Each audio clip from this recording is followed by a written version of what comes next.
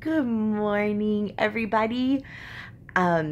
So yesterday I was pulling out all of our past IEP filings because we are have an IEP meeting next week for our daughter. As you know, these IEP meetings are necessary, but can be kind of frustrating for parents.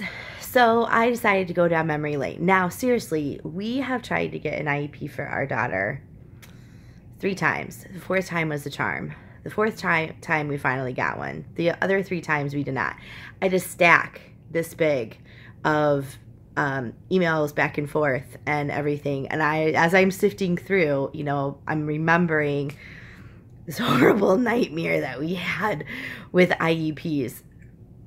For example, there was actually one time that our school did not want to help us, so much so that they filed a complaint with Child Protective Services against me for educational neglect. So once I produced my children, I had to take all my kids in, and I took all of our medical documentation, which was like this, with all of our different hospitalizations and everything, proving that this is not educational neglect on my part. I will never forget what the CEP officer said. Not CEP, Child Protective Services, CPS. She looked right at me and she said, you don't have to have her in that school. So do you want to file an educational neglect charge against them with Child Protective Services? Or do you want to take her out? She doesn't have to go to school there. So this is the one where we all just started cracking up. So I'm laughing, Child Protective Services lady is laughing, my kids are all laughing. She's reading through the complaint against me, which was 4 pages long. No joke. 4 typed pages long was the complaining about me.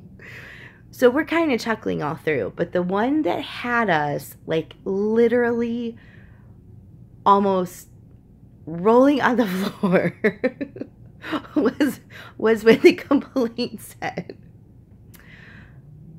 "Mother seems put together like she knows what she's talking about." Oh, I'm sorry. You're going to file a neglect charge about me because I seem to know what I'm talking about. Oh. I mean, seriously, this was in the complaint about me that I knew what I was talking about. I seemed to know what I was talking about in the complaint. At the time, I just have to say, at the time, I was scared to death that somebody was going to take my kids away from me. How dare a school, in a school corporation file an educational neglect charge against me when they refuse to support my daughter? They refused an IEP.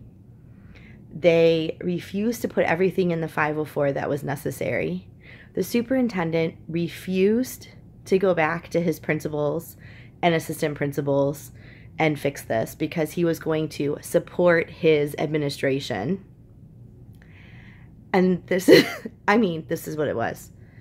It was a very scary time. It was a very frustrating time. I was very angry. Never in a million years would I have ever thought, fast forward years, I would be here laughing on camera about it.